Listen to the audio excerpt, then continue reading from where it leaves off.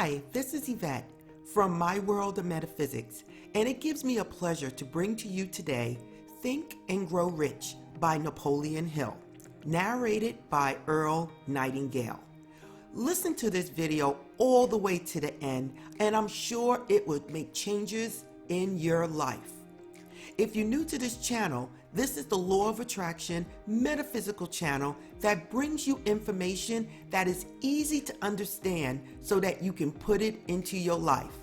So don't forget to like, subscribe, and tap that bell. Now let's get to it. This is Earl Nightingale. The purpose of this recording is to tell you about and try to condense one of the most amazing books ever written, Think and Grow Rich by Napoleon Hill. Without question, this single book has had a greater influence on the lives, accomplishments, and fortunes of more individuals than any other work of its kind. All over the free world, there are literally thousands of successful men in all lines of work who are where they are today because they once picked up and bought a copy of Think and Grow Rich, and they'll be quick to tell you so. I first discovered this remarkable book in the fall of 1949. It was of enormous help to me. It helped me decide once and for all how I was to accomplish my goal. It unified my thinking and gave me a straight, clear road to the point I had decided to reach. One of my closest friends found the book several years ago and stayed home for 3 days reading and digesting its material, and he then went on to reach the top in his industry. I've sat in richly paneled, carpeted executive offices and listened to world-famous business leaders, some of them old enough to be my father, tell me that everything worked out fine after they had read Think and Grow Rich. Now, what's the secret of this amazing book? Why has this book, out of all the thousands of self-help books, remained the one towering giant? I think to understand this, you have to know Napoleon Hill as I do. He certainly was not the first man to be appalled at the poverty and seemingly endless struggle and lack of direction he saw about him as a boy and as a young man, nor was he the first to write on the subject. But he possessed two unique, highly developed abilities seldom found in one man. The first was in the manner in which he approached his subject. Napoleon Hill went after the answers to achievement in the same way a scientist seeks to open to the light of reason a secret of nature. He went after the solution to accomplishment in the same way Thomas Edison discovered the solution to the electric light, relentlessly, indefatigably, implacably, until the truth, which had been there all the time, was revealed to him. His second important ability was the knack or skill of writing about his findings in such a way that it was instantly understood intellectually, but what is perhaps even more important for this particular subject, understood emotionally as well. When the last page of Think and Grow Rich was read, the hand which put the book down on the table was a different hand. The man who then stood and walked out into the world was a different, a changed man. The suffocating, entangling webs of self-imposed frustration and indirection had fallen away, and now the way was clear. The man was now the possessor of the unique, unseen talent for turning dreams into reality, thoughts into things. So-called fate or the idle effects of exterior circumstances were no longer in command. He who had been a passenger was now, suddenly, the captain. To begin, we have to understand the simple truth, the principle or philosophy which lies as the supporting structure of this work.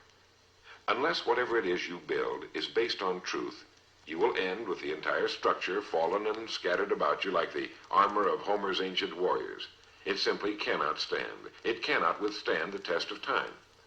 The reason Think and Grow Rich has withstood the test of time is because it rests on the broad, clean foundation upon which may also be found every accomplishment of man, the clear, unchallengeable fact that everything begins with an idea. A philosophy based on the fact that riches of every kind begin with the state of mind, that one may start with nothing but thoughts, ideas, and organized plans. Thoughts are things, incredibly powerful things, when mixed with definiteness of purpose, persistence, and a burning desire for their translation into material objects or riches, riches being whatever it is you happen to want. Wise men have been saying this for centuries, and just recently Charles A. Cerami wrote, "The truth is that the human mind is as real an organism as any muscle in the body, but far greater in potential power, and like muscle fiber, it can be strengthened to lead on to unimagined conquests." So this, then, is the truth on which Think and Grow Rich is based. If you know what you want, And if you want it strongly enough to muster the kind of persistence that simply cannot be stopped, you will most certainly achieve it. By controlling your mind, you can control your destiny here on Earth. With this as our foundation, let's talk about Napoleon Hill's famous 13 proven steps to riches as found in his book, Think and Grow Rich. Remembering, of course, that riches are whatever it is you happen to want. And right here, let me make 2 important points. The first is that whenever you listen to this record, have a notebook handy and make notes as we go along. The second is that this record was produced for your own personal use, to go with you on your own exciting journey. To play this record for a group will prove to be of only temporary help. Make sure you have your own personal copy to play again and again, particularly at those times when you may feel yourself getting off the track. And now, Napoleon Hill's famous 13 principles. You will notice that we have separated each principle by banding them on the record. In this way, you're given quick access to any particular principle to which you may wish to return for reference. The first principle, desire. Here is the starting point for all achievement, the first step toward riches. But it's right here that we so often run into a stumbling block. A person will say, I know what I desire, but can I get it? We'll get into this business of doubt later, but once and for all, let's clear up this point. This point of whether or not you can accomplish that which you desire with all your heart. I think it was best expressed by Emerson, who wrote, there is nothing capricious in nature, and the implanting of a desire indicates that its gratification is in the constitution of the creature that feels it. In other words, you would not have the desire unless you were capable of its achievement. Each of us has a built-in governor, and our desires are modified by our abilities and leanings. Whatever it is that you desire with all your heart, understand once and for all that it can and should be yours. In Think and Grow Rich, Napoleon Hill cites example after example of why your burning desire is nothing more than an accurate picture of what you will one day become. So right here, firmly establish in your mind that which you desire more than anything else. For, as Helvetius put it, by annihilating the desires, you annihilate the mind. Every man without passions has within him no principle of action, nor motive to act. A good way to determine whether or not you really have a burning desire is to examine the way you go after it. If you go after that which you think you desire tentatively, timidly, in an attempt to play it safe, you don't have a burning desire at all. You can't get to second base if you keep one foot on first. But if you're willing to burn your bridges behind you and say once and for all, this is it, this is what I will do, and I will never retreat, I'll never go back, then you have the sort of desire that can only end in success. It takes that kind of resolve to be able to keep picking yourself up after the falls you're bound to take. The only people who don't make mistakes are those who never try anything. The timid feeders in the lagoon who never venture into the broad deep sea beyond. While these principles will work for anything you may want, a more harmonious home life, a more successful career, for our example, let's say your desire happens to be more money, to better care for your family and provide for your future years, to get your share of the prosperity that lies ahead. Napoleon Hill gives us 6 definite, practical steps to follow. 1. Fix in your mind the exact amount of money you desire. It is not sufficient merely to say, I want plenty of money. Be definite as to the amount. There's a psychological reason for definiteness, which will be described in a subsequent principle. Number 2, determine exactly what you intend to give in return for the money you desire. There's no such reality as something for nothing. 3, establish a definite date when you intend to possess the money you desire. And 4, create a definite plan for carrying out your desire and begin at once, whether you're ready or not, to put this plan into action.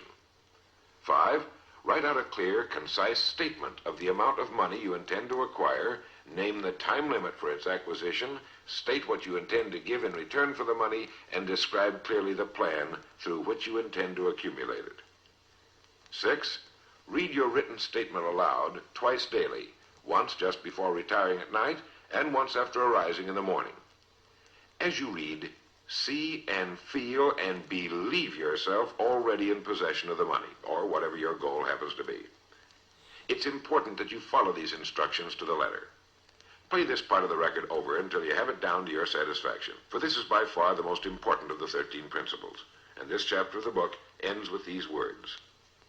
Through some strange and powerful principle of mental chemistry, which she has never divulged, nature wraps up in the impulse of strong desire that something which recognizes no such word as impossible and accepts no such reality as failure. The second principle is faith. You never would have even thought of your main desire unless faith were tugging at your mind. And if you find it difficult at times to have faith in yourself, you can be certain that you can have faith in these principles. Napoleon Hill writes, "Faith is a state of mind which may be induced or created by affirmation or repeated instructions to the subconscious mind through the principle of conscious autosuggestion. Conscious autosuggestion simply means a suggestion by yourself to yourself, just as an autobiography is a biography written by the person it's about. By getting a mental image of yourself already having accomplished your main desire over and over again, you will muster the faith you need. Faith is vital to accomplishment. The Emperor Napoleon once said, 'All the scholastic scaffolding falls as a ruined edifice before one single word, faith.' Pascal said, 'Faith affirms many things respecting which the senses are silent, but nothing which they deny. It is superior to their testimony, but never opposed to it.' Goethe said, 'Epochs of faith are epochs of fruitfulness, but epochs of unbelief, however glittering, are barren of all permanent good.' And as Schlegel put it, 'In actual life, every great enterprise begins with and takes its first forward step in faith.' Have faith that you can accomplish that which you seek, for you would never have decided upon it unless it was meant for you to accomplish." In his chapter on faith, Napoleon Hill gives us a self-confidence formula. First, "I know that I have the ability to achieve the object of my definite purpose in life, therefore I demand of myself persistent, continuous action toward its attainment, and I here and now promise to render such action.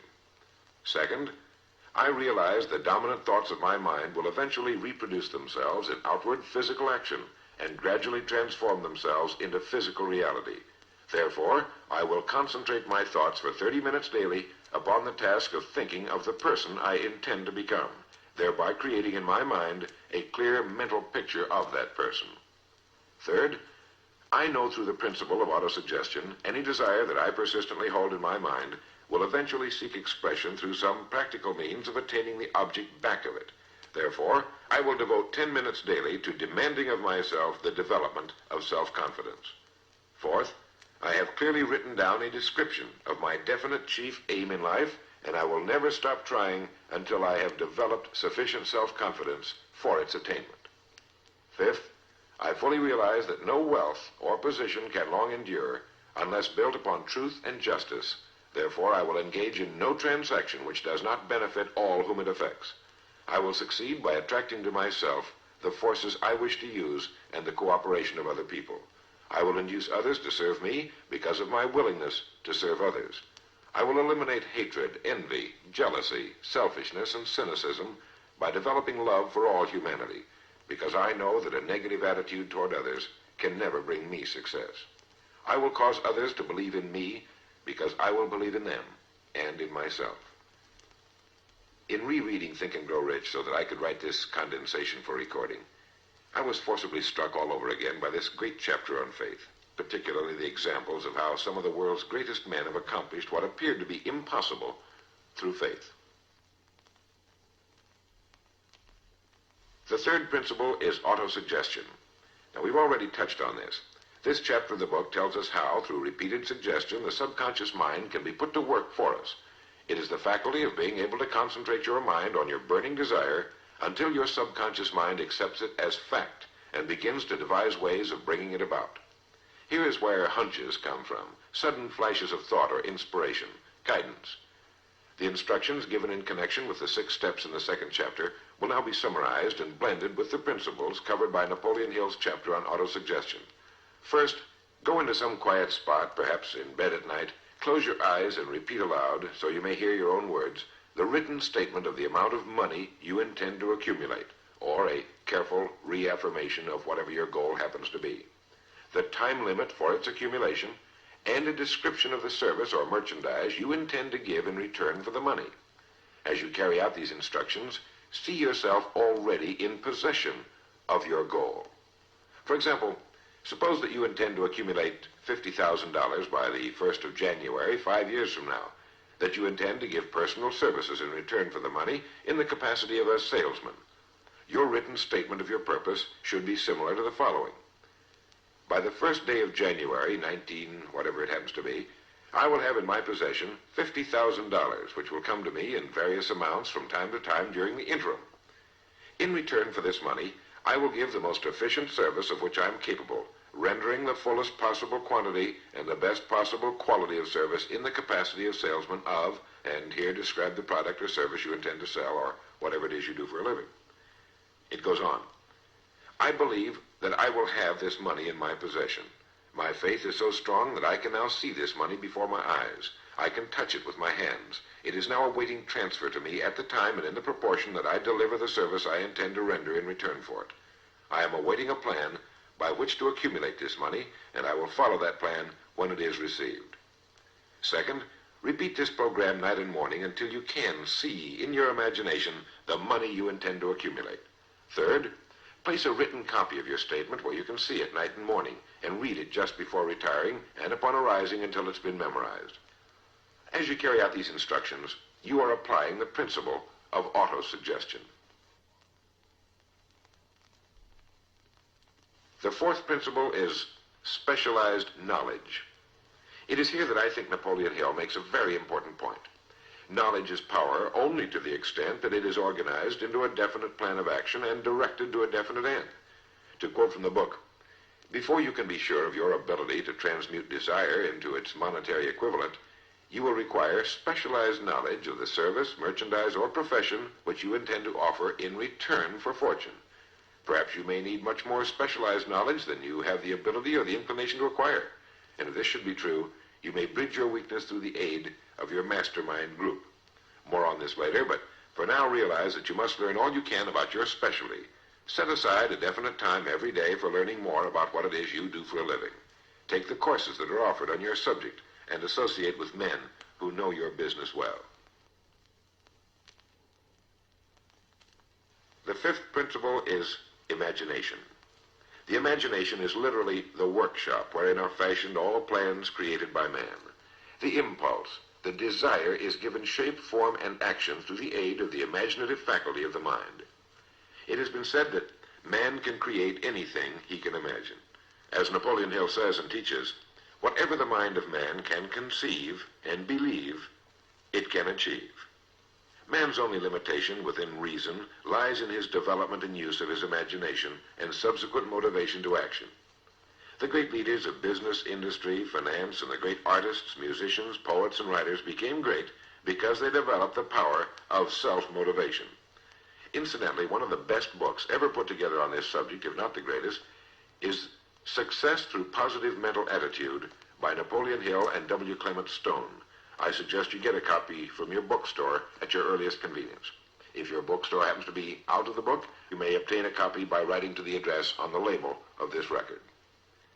As you go about your daily work, think constantly of ways in which it could be done better, more efficiently. Think of the changes that are inevitable. Can they be made now? And if you feel limited, remember the words of the late Frank Lloyd Wright. He said, "The human race built most nobly when limitations were greatest, and therefore when most was required of imagination in order to build it all. Limitations seem to have always been the best friends of architecture." As you build your future from this point onward, don't concern yourself with limitations, but remember that they may be your best friends, since they require imagination if we're to rise above them.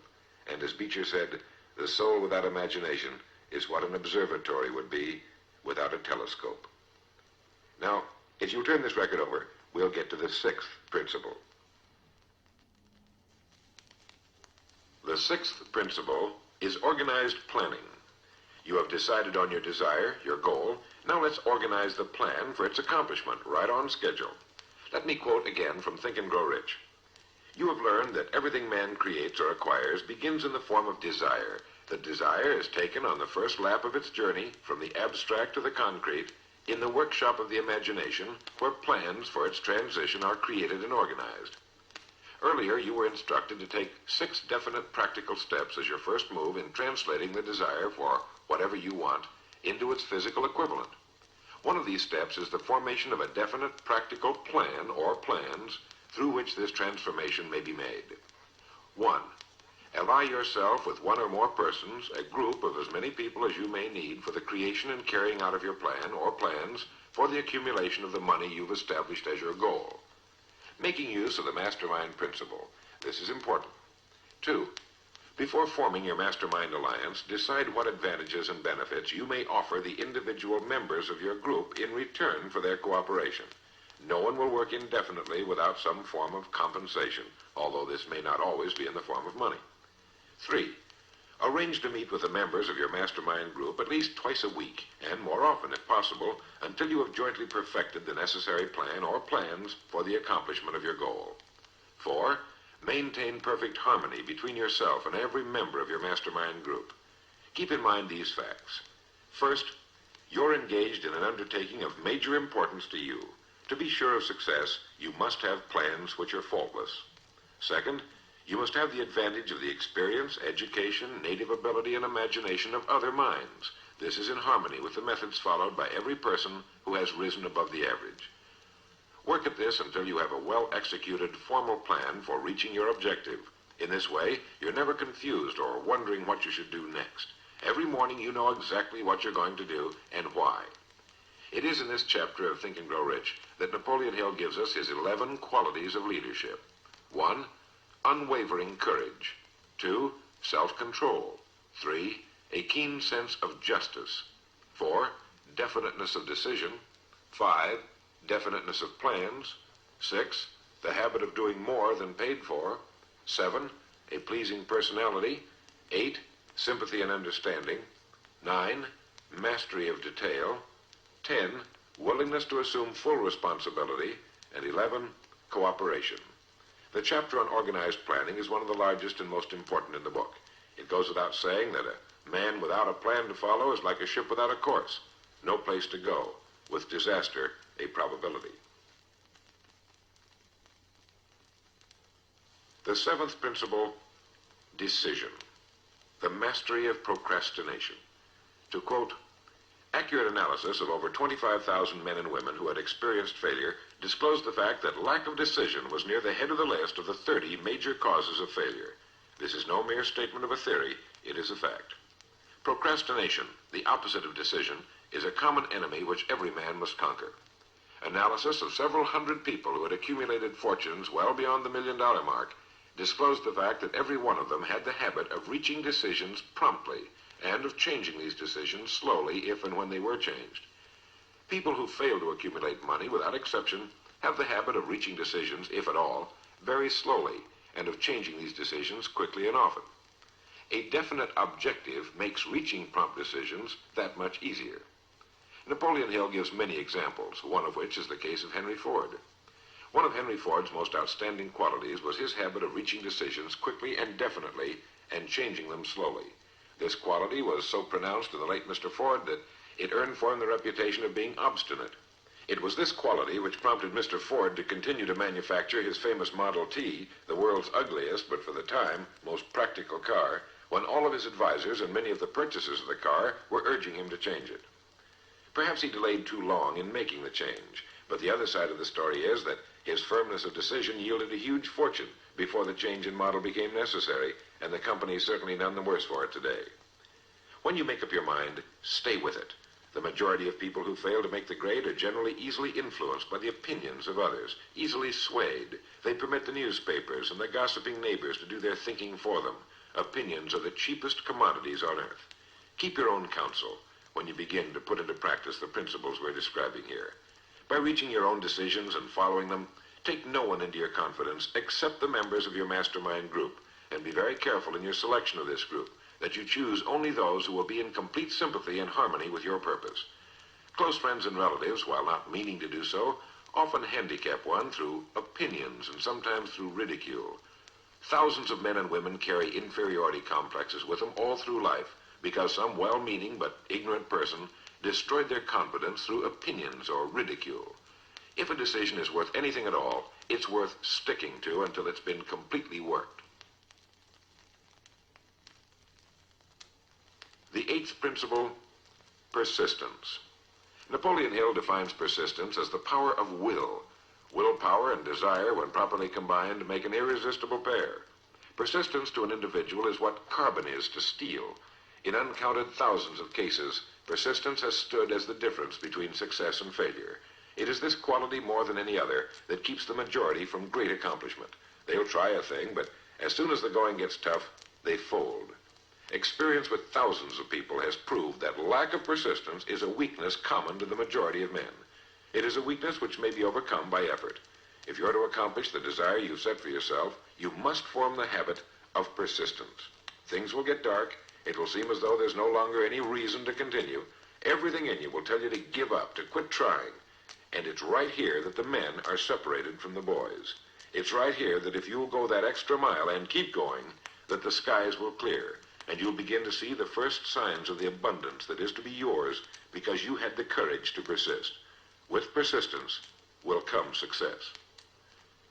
Persistence is a state of mind. Therefore, it can be cultivated.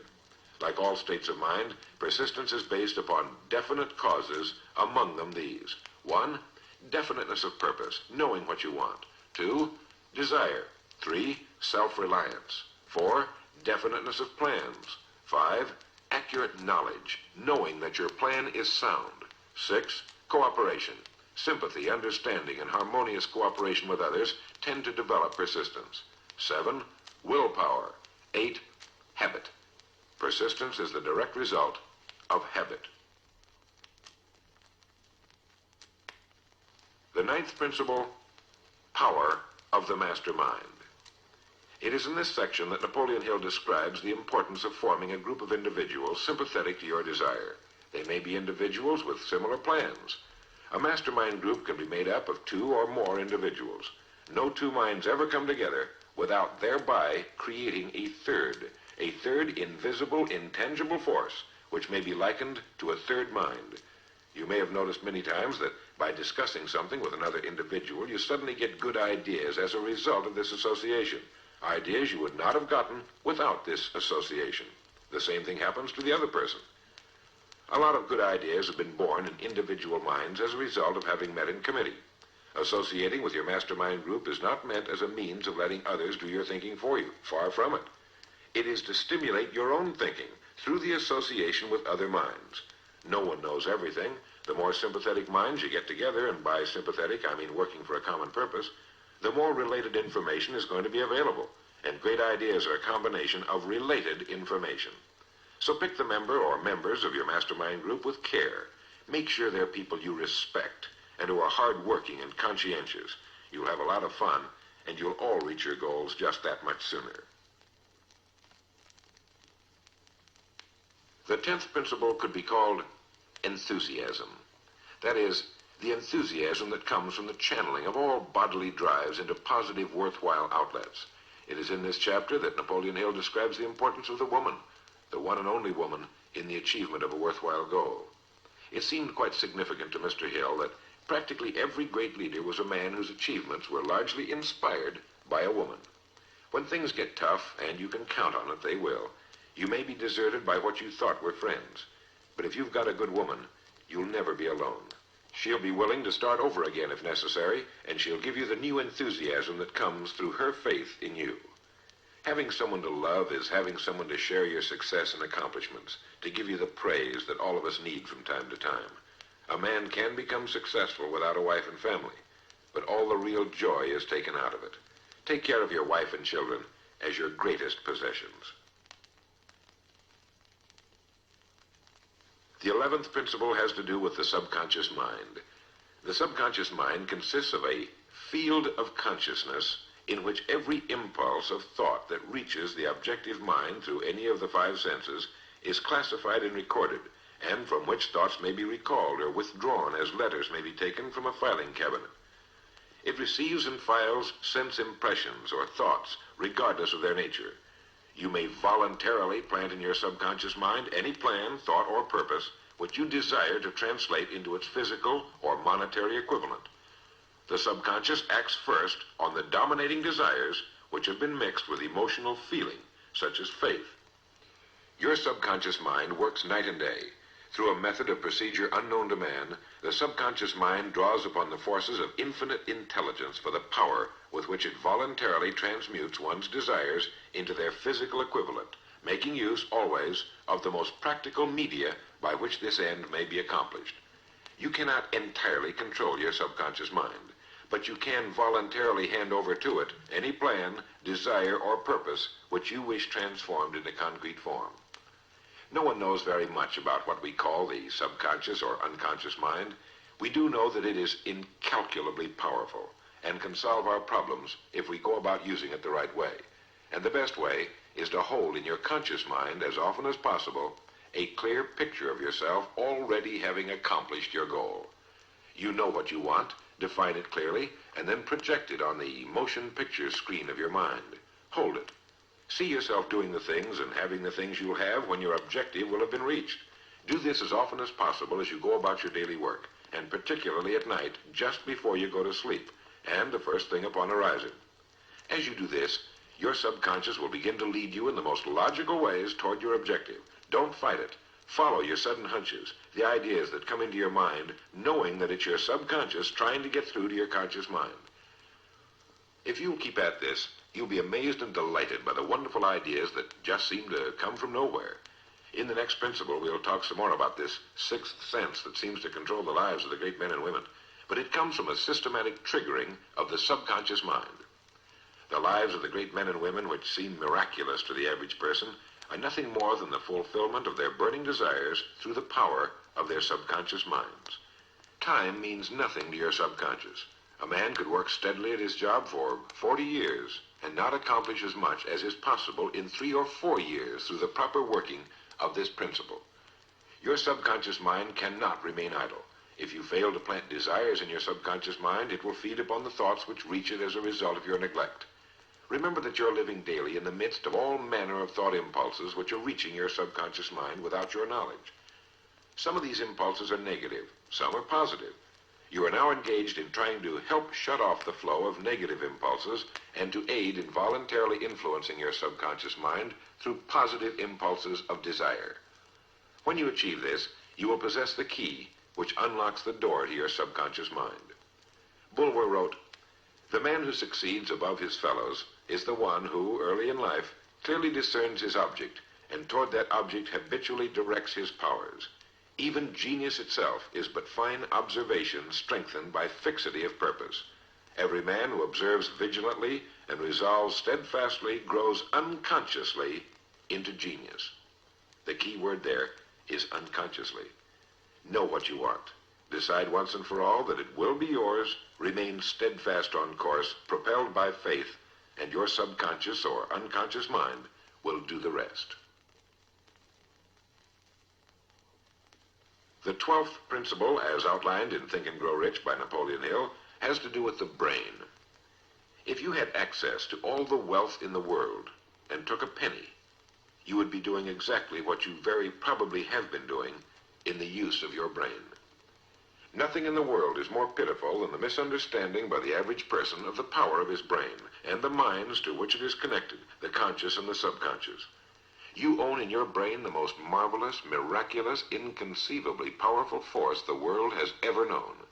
Take, for example, the fact that the number of lines which connect the brain cells with one another equal the figure 1 followed by 15 million ciphers. It has been determined that there are from 10 to 14 billion cells in the average human cerebral cortex. It is inconceivable that such a network of intricate machinery should be in existence for the sole purpose of carrying on the physical functions incidental to growth and maintenance of the physical body. This is the mechanism that has given us the supersonic airplane, our deep rocket probes into outer space, the sciences, the arts, all that we know and use today and will use tomorrow, have hatched from this small gray mass each of us carries around. Can you doubt, even for a moment, that it can bring you and yours everything you want here on Earth? Of course it can. if you will recognize your power as an individual and stop acting like those who have never even thought about it. Give it the job you've decided to accomplish and watch it handle it. The 13th and final principle is called the sixth sense. The sixth sense can be described as the sense through which infinite intelligence may and will communicate voluntarily without any effort from or demands by the individual. This principle is the apex of the philosophy. It can be assimilated, understood, and applied only by first mastering the other 12 principles. The sixth sense is that portion of the subconscious mind which has been referred to as the creative imagination. It has also been referred to as the receiving set, through which ideas, plans, and thoughts flash into the mind. The flashes are sometimes called hunches or inspirations. The sixth sense defies description. It cannot be described to a person who has not mastered the other principles of this philosophy, because such a person has no knowledge and no experience with which the sixth sense may be compared. The sixth sense is not something that one can take off and put on at will. Ability to use this great power comes slowly through application of the other principles we've outlined. Many individuals come into a workable knowledge of the sixth sense even before the age of 40, but more often the knowledge is not available until one is well past 50, and this for the reason that the spiritual forces with which the sixth sense is so closely related do not mature and become usable generally except through years of meditation, self-examination, and serious thought. But begin to develop it now by applying the principles we've talked about here. Remember this: man can create nothing which he does not first conceive in the form of an impulse of thought. Man's thought impulses begin immediately to translate themselves into their physical equivalent, whether those thoughts are voluntary or involuntary. Keep fear out of your mind by concentrating on the mental picture of your goal, your greatest desire. Now, I want to mention that Think and Grow Rich as a book carries more endorsements by great men who knew of its truth than any other book of its kind ever written. I'll touch on only a few. All of these great men actually endorsed Napoleon Hill's principles. Former President of the United States William Howard Taft. F.W. Woolworth wrote that he had built his great chain of stores by applying many of these principles. Robert Dollar, who built the great Dollar steamship line, wrote, "If I had had this philosophy 50 years ago, I suppose I could have accomplished all that I've done in less than half the time. I sincerely hope the world will discover and reward you." Samuel Gompers wrote that the mastery of these principles is the equivalent of an insurance policy against failure. President Woodrow Wilson. John Wanamaker, the merchant prince, wrote, "I know that your fundamentals are sound because I've been applying them in my business for more than 30 years. George Eastman, the world's largest maker of cameras, Thomas Edison, Luther Burbank, Theodore Roosevelt, E.M. Statler, John D. Rockefeller. I think you know that the endorsements of these great men could not have been bought with all the money in the world. What we have been talking about here can change your life, can bring you anything and everything worthwhile you want in life for yourself and your family. Cut yourself away from the average, from the mediocre, and chart your course on the dream in your heart. These 13 principles will never let you down, as long as you use them. And now, it is with great pleasure that I give you the author himself, Napoleon Hill. Thank you, Earl Nightingale. The message which you who are listening have just heard has brought you within 3 short steps of the supreme secret of success. The same secret which has brought happiness, peace of mind, and financial success to countless thousands of people who have read Think and Grow Rich. The same secret which has made master salesmen out of ordinary order takers. And the same secret which has brought friendship, love, and marriage to men and women who have come under the spell of the 13 principles which Earl Nightingale has just described. You desire the better things of life, or you wouldn't be listening to this record. Come with me then, and I will help you chart your course so you may acquire whatever it is that you desire most in life by following these instructions. 1. Condition your own subconscious mind to work for you while you sleep as well as when you are awake. You can do this by playing this record to yourself every night just before you retire. Then, before you go to sleep, after hearing the record, write out a clear statement of what you wish to accomplish the following day, and request your subconscious mind to work during the night and provide you with the plan you will need to achieve your purpose. 2. Form a personal mastermind group of 2 or more people who are closely associated with you. They can be members of your family, your business or your professional associates, or people who work where you are employed, and play this record in their presence at least once a week. After you have done this, engage in a friendly roundtable discussion of the 13 success principles, and request each person in the group to participate and to look for inspirational ideas which may help him or her to become more successful. 3, beginning now, follow the habit of rendering more service and better service than that which is expected of you, and do it in a pleasing, positive mental attitude. This will make friends for you, it will increase the value of your services, and it will attract opportunities by which you may get from life whatever it is that you most desire. Follow these instructions to the letter, and you will surely see the day when you can express a prayer of gratitude for having had the privilege of hearing and acting on the message which Earl Nightingale has given you through this record. And now, may I reach out across the space and the time which separate us and offer you a hand of friendship and a sincere prayer that you will be blessed with a richer and a fuller life because of this message. Your big opportunity may be right where you are now. Follow these instructions faithfully, and it will reveal itself to you. This is Napoleon Hill saying, don't search for opportunity in the distance, but recognize it and embrace it right where you are.